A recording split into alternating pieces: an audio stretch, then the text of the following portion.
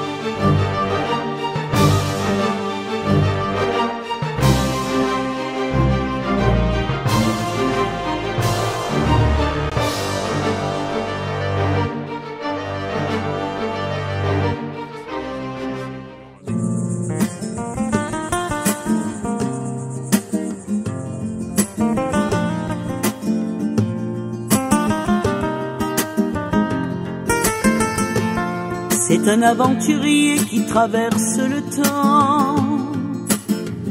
Nul ne peut l'arrêter, il est comme le vent. Il n'a qu'un rendez-vous et dans tous les pays.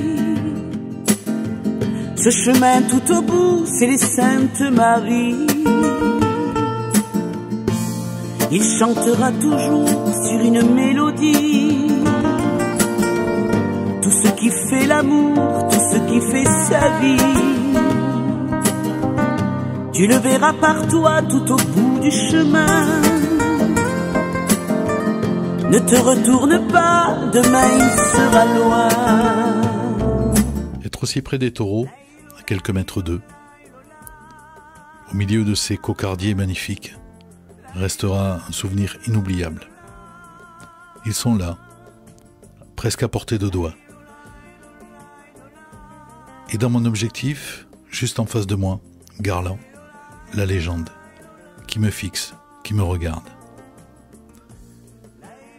Joël nous a parlé de ses taureaux comme une mère nous parlerait de ses enfants. Avec amour, avec passion. Joël a du taureau qui coule dans les veines. Et il nous a fait partager cet amour pendant plus d'1 heure, au milieu de ces cocardiers. Nous sommes restés là, à les contempler, et eux à nous regarder. Je vous propose maintenant de découvrir l'entretien que Joël Linsolas a bien voulu m'accorder en compagnie de Régine Pascal, qui est ambassadrice de la Camargue. Et vous allez mieux, je l'espère en tout cas, comprendre la différence qu'il y a entre la corrida et la course camarguaise. Je vous laisse découvrir cet entretien. Bonjour à toutes et à tous, Alain Sundman, l'émission Un cœur comme le tien, l'émission de la protection animale. Et pour une fois, je suis aujourd'hui dans une manade, la manade des Baumelles au Sainte-Marie-de-la-Mer. C'est vrai que d'habitude l'émission parle de chiens, de chats, de nacs, mais aujourd'hui, et ça fait un moment que ça me titillait, j'avais envie de faire une émission sur la Camargue, sur les taureaux camarguais, la course camarguaise. Parce que j'en ai un peu assez de voir à quel point les amalgames se font avec la corrida.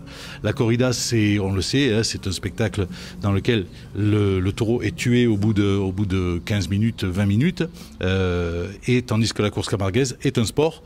C'est un sport puisqu'il y a une fédération et que là, par contre, les taureaux ont des attributs entre les cornes et qui sont primés, et les raseteurs sont chargés de les enlever.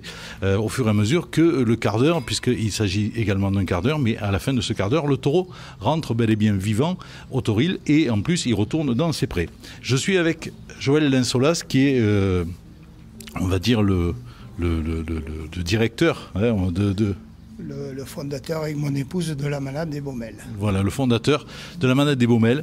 La manade des Baumelles, c'est pas n'importe quoi, c'est des taureaux, c'est des cocardiers, dont un on vient de filmer dans les prés, vous allez le voir dans le reportage, qui s'appelle Garland, et qui a fini sa carrière en 2015 au Sainte-Marie-de-la-Mer, le 14 novembre exactement. Et puis depuis, il coule des jours paisibles. Hein. Voilà. Joël, si tu devais parler de Garland, qu'est-ce que tu dirais ? D'abord, je vais faire une petite amalgame. Tu as dit tout à l'heure, la course camarguaise, c'est un sport. Oui. Non, c'est une culture. Une culture aussi, oui. Les raseteurs sont des sportifs, mais nous, c'est la culture, oui. C'est la passion. C'est pas du tout pareil. Tout à fait. Voilà. Vas-y, la question, parce que Alors, Garland, parce que tu as eu Michou, tu as eu Rodin, et Garland, ça a été la consécration. Mais bien sûr, Garland était la consécration, parce qu'avoir 3 Biaux d'or, c'est exceptionnel, puisqu'il y a eu 4 ou 5 manades qui ont eu ce titre-là, ce titre suprême d'avoir 3 fois du même taureau. Donc c'est quand même quelque chose d'exceptionnel. Et c'est vrai que pour moi, c'est énorme. Voilà. Depuis sa retraite, comment va-t-il ? Oh, il va très très très bien. D'ailleurs, on l'a vu sur les pâturages, il se comporte tranquillement avec ses neveux, voilà. Il vit une vie tranquille avec Rodin, qui est retraité aussi, qui a 20 ans, et lui, il a 19 ans. D'accord. Oui, il a eu 19 ans au mois de mars, hein, Garland, c'est ça. Là. Et pas trop besoin d'ostéopathe Oh non, plus maintenant. Bon, plus maintenant. Il y a le seul petit truc qui me fait un peu de la peine, c'est Rodin, parce que comme il s'était fait mal en 2009 à Nîmes, sur un coup de barrière sur Adrien Poujol, il s'était déplacé l'épaule, et bon, on l'a remis tout ça, mais maintenant il a de l'arthrose, alors bien sûr, avec l'âge, ça ne s'arrange pas. Mais ça ne le dérange pas, il fait son petit train-train à son allure. D'accord. Je suis aussi avec Régine Pascal, qui est l'ambassadrice de la Camargue, et qui chante à la Camargue, puisque tu es chanteuse, et on se connaît depuis des années, puisqu'on a démarré ensemble à la Libre Auverdoise, comme dirait notre ami Bastien, à la Libre Auverdoise. Et toi, si je te demandais, Garland, ce qu'il a représenté pour toi ? Ça a été un grand taureau qui était pour moi différent des autres. D'ailleurs, s'il a été Biaux d'or, c'est pas pour rien. Et un taureau que les raseteurs craignent, bon, il y en a qui ont des biodors, mais le taureau est un petit peu plus pour les raseteurs. Mais là, les raseteurs le craignent. Et ça, c'est voilà, c'est énorme, quoi. Ah oui, parce que je parlais tout à l'heure des primes. Garland est rentré plusieurs fois avec des ficelles à plus de 3 000 euros. La ficelle la plus primée depuis que la course Cabaret existe, c'est Garland qui l'a rentrée à Nîmes à 3 600 euros. Voilà. Et comme disait Régine, les raseteurs, moi souvent ils me l'ont dit, avant la course, les raseteurs, quand ils savaient qu'il y avait Garland, ils n'étaient vraiment pas du tout pareil qu'habituellement. Et moi qui me trouve souvent en bas, dans la contre-piste, j'entendais les réflexions des raseteurs et c'était impressionnant parce que Garland donnait ce côté de peur, qui était impressionnant. Oui, parce qu'il a accroché combien de raseteurs en tout? Oh, je sais pas, mais il en a accroché quelques-uns. Oui, je me souviens le plus gros, c'est Amin Cheka d'Alunel. Cheka d'Alunel, qui aurait pu être beaucoup plus grave, parce qu'il est resté sur la corne pendant quelques mètres, et il n'a absolument rien eu par rapport à ce qu'il aurait pu avoir. D'accord. Oui, parce qu'il y a eu Schuller, il y a eu... voilà. Schuller, c'est vrai que Schuller, ça a été la plus grosse blessure, puisqu'il a arrêté sa carrière. D'accord. Il a arrêté sa carrière, après cette grosse blessure, Schuller a arrêté sa carrière. Mais paradoxalement, Garland n'est pas un taureau méchant. C'est pas un taureau qui s'acharnait sur l'homme après, une fois qu'il avait attrapé. Non, quoi. non. C'est vrai que certains taureaux, après, ne lâchent pas l'homme.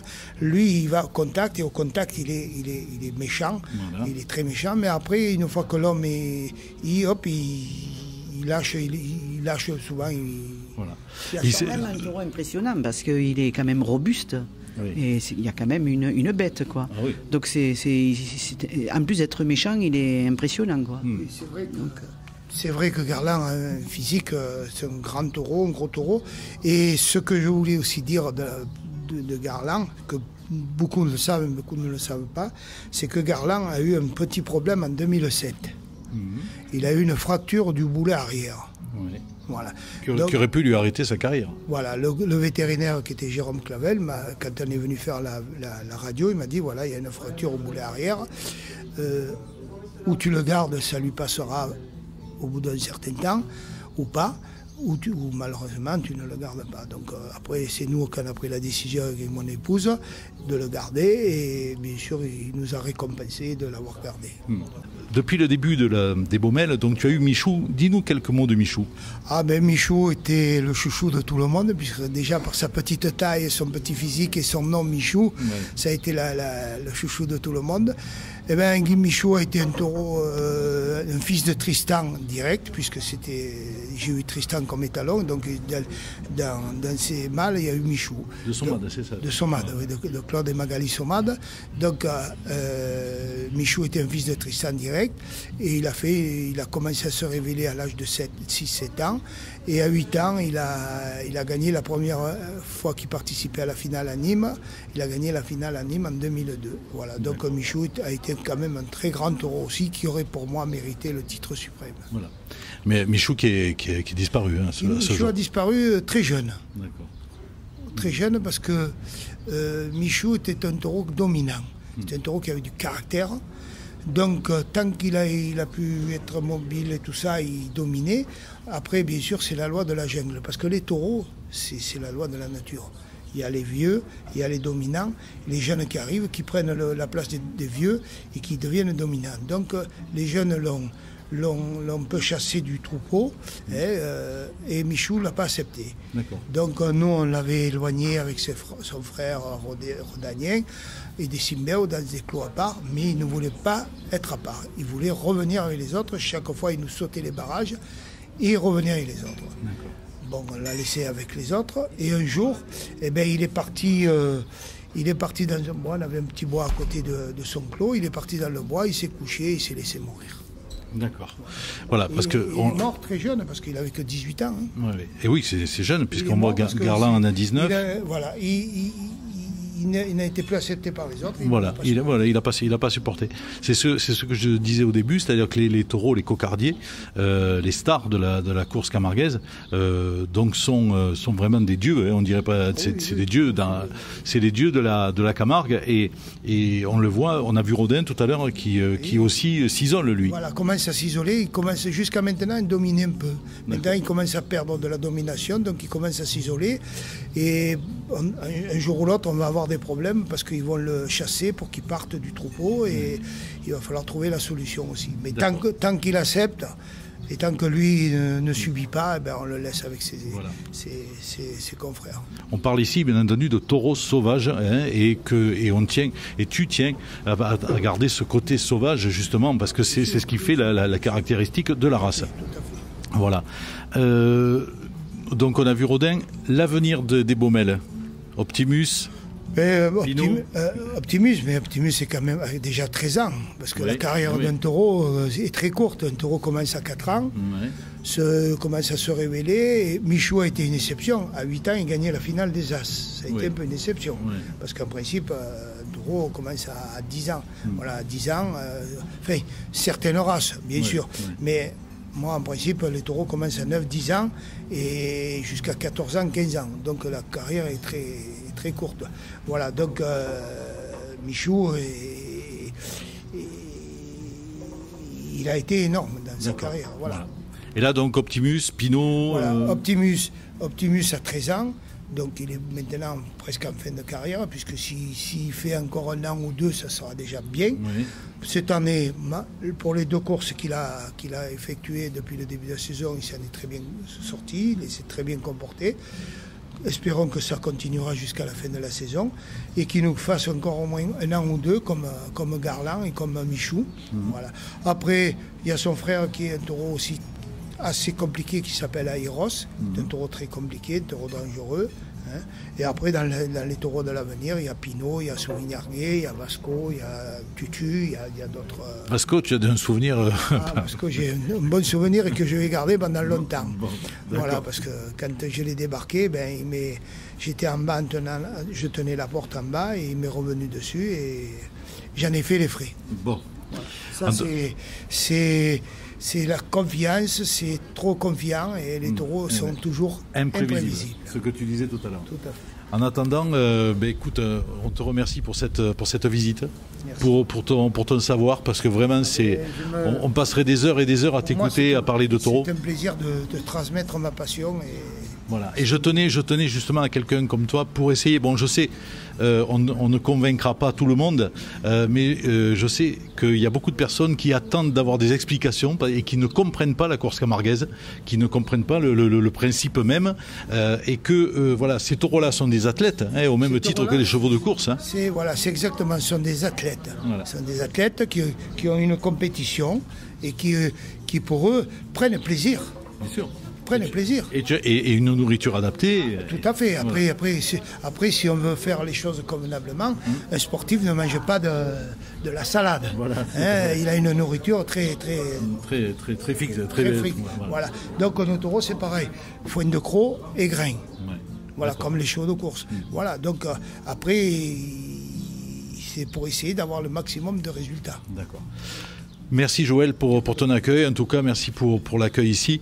Je vais terminer avec toi, Régine. Ton actualité, c'est fin août, c'est ça, hein, tu as la sortie de ton album? Voilà, fin août, le 27 août, je fais la sortie de mon album. Et donc, puis, pourquoi pas... j'ai un 0 qui arrive et pourquoi pas fêter ce 0 en même temps. Donc je pense qu'on va faire une belle soirée. Ouais, je pense qu'on y sera aussi. Hein, je pense qu'on y sera aussi. Sûr, voilà, on se fera la coupe au Santo à 2. Hein. Voilà. Très bien. En tout cas, voilà, j'espère que cette émission vous en aura dit plus sur la course camarguaise. Encore une fois, le taureau est Dieu, c'est un roi, il est respecté et on lui fait des statues. Voilà. Et Garland a sa statue. Et Garland a sa statue devant les arènes des 7 Maries de la Mer. Voilà. Puis moi, j'ajouterais qu'aussi il y a certains taureaux que quand ils décèdent, on le dit à FR3. Tout à fait. Tout à fait. Et là aussi, il y a tout un rituel. Je crois qu'il y a un mausolée qui est érigé. Oui. C'est sûr que les taureaux, quand on est des taureaux vedettes comme Garland, qui ont été connus par les aficionados, on le fait savoir parce que c'est normal qu'on le fasse savoir aux gens qui ont suivi leur carrière. Voilà. On l'a vu dernièrement, il a été encore ovationné aux arènes de Vauvert pour une présentation. Ah oui, tout à fait. C'est-à-dire, Bruno Pascal nous avait demandé de le mener parce que ça lui faisait plaisir puisqu'il a fait sa carrière à Vauvert. Donc tant que le taureau est en état et que le taureau est beau à présenter, on ne refuse pas. D'accord. Très bien. Encore une fois, merci Joël, merci Régine pour ta participation. J'espère que vous aurez un peu mieux cerné la course camarguaise, mais j'y reviendrai de temps en temps, je ferai un petit point là-dessus, parce que je ne veux pas faire d'amalgame avec la corrida. Il faut venir dans les manades. Il faut venir, voilà. N'hésitez pas si vous venez en Camargue. Où on explique tout à fait ce qu'est le taureau Camargue et le travail des raseteurs et des éleveurs. C'est comme ça qu'après on sait et on peut savoir comment ça marche, comment ça se déroule. Très bien. Parce que souvent on a des mauvaises... des a priori, voilà. Voilà. Moi, en tout cas, si j'ai fait aussi cette émission, c'est parce qu'une fois, je le répète souvent, c'est lors du trophée des Impériaux au Sainte-Marie de la Mer, c'était le 16 août. Garland participait avec Banaru, avec tout ça, il participait à la course. Et j'ai des touristes parisiens qui sont venus s'asseoir à côté de moi en me disant vous me direz quand c'est la mise à mort, je ne veux pas voir ça. Voilà, donc... C'est pour ça que notre rôle, c'est de bien expliquer. Et nous, c'est vrai que quand on reçoit les gens chez nous, les 80% croient qu'on tue le taureau. Voilà. Et nous, notre rôle, c'est d'expliquer ce qu'est la course camarguaise. Et puis, je suis à côté de quelqu'un qui aime les bêtes, puisque le jour de notre enregistrement, à l'heure où on est arrivé, il emmenait une chatte se faire stériliser. Voilà, voilà, tout à fait. Oui. Très bien. En tout cas, vous savez tout maintenant. Merci de votre attention et à très bientôt pour une prochaine émission d'un cœur comme le tien, l'émission de la protection animale sur HWM TV. À bientôt. Au revoir. Hey